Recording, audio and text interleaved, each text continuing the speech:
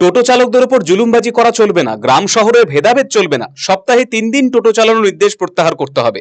এগুলি সহ একাধিক দাবিতে সিটু অনুমোদিত টোটো চালক ইউনিয়নের রায়গঞ্জ থানা কমিটির উদ্যোগে ডেপুটেশন কর্মসূচি গ্রহণ করা হলো শুক্রবার। এদিন রায়গঞ্জে বিডিওর কাছে ডেপুটেশন পেশ করা হয়। এই দিনের কর্মসূচিতে উপস্থিত ছিলেন টোটো চালক ইউনিয়নের রায়গঞ্জ থানা কমিটির যুগ্ম আহ্বায়ক নীলকমল সাহা এবং জীবানন্দ সিংহ, সিটু নেতা বিপ্লব সেনগুপ্ত সহ অনেকেই। নীলকমল সাহা বলেন, বর্তমানে রায়গঞ্জ পৌর প্রশাসন এবং সাধারণ প্রশাসন টোটো চালকদের উপর জুলুমবাজি করছে। টোটো চালকরা বেশিরভাগ শিক্ষিত গরিব পরিবারের ছেলে, তাদের উপর ফতোয়া জারি করা হয়েছে। তাই তাদের দাবি জুলুমবাজি বন্ধ, গ্রাম শহর বিভেদ দূরীকরণ, বৈধ লাইসেন্স প্রাপ্ত টোটো চালকদের প্রত্যেক দিন টোটো চালানোর অনুমতি প্রদান, ন্যূনতম 400 টাকার বিনিময়ে লাইসেন্স প্রদান, টোটো চালকদের সামাজিক নিরাপত্তা সহ একাধিক দাবিতে এদিন ডেপুটেশন দিয়েছেন তারা।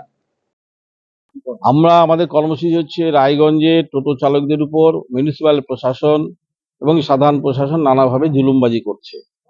টোটো চালকরা বেশিরভাগ শিক্ষিত গরিব ছেলে, তারা টোটো চালাচ্ছে, তাদের উপর ফতোয়া জারি করা হয়েছে যে গ্রাম এবং শহরের টোটো গ্রামে যাবে না, গ্রামের টোটো শহরে যাবে না।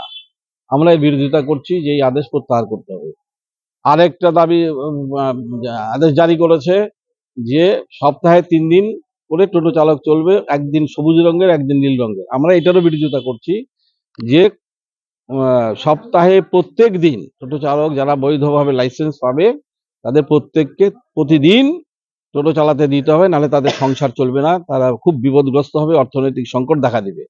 এবং ব্যবসা বাণিজ্যের ক্ষেত্রেও যারা ব্যবসায়ী আছে, ছোট ব্যবসায়ী বা অন্যান্য ব্যবসায়ী, তাদের ক্ষেত্রে গ্রাম এবং শহর উভয় ক্ষেত্রে একটা প্রতিক্রিয়া দেওয়া হবে, ক্ষতিগ্রস্ত হবে, ব্যবসা বাণিজ্য ক্ষতি হবে, টোটো চালকদের পরিবার ক্ষতিগ্রস্ত হবে, সাধারণ মানুষের যে পরিষেবা যারা পাচ্ছে টোটো আরামদায়ক পরিবহন, সেই পরিষেবা পেতে সাধারণ মানুষও ক্ষতিগ্রস্ত হবে। আমরা এই 3 দিনের আদেশ প্রত্যাহার করতে দাবি করছি।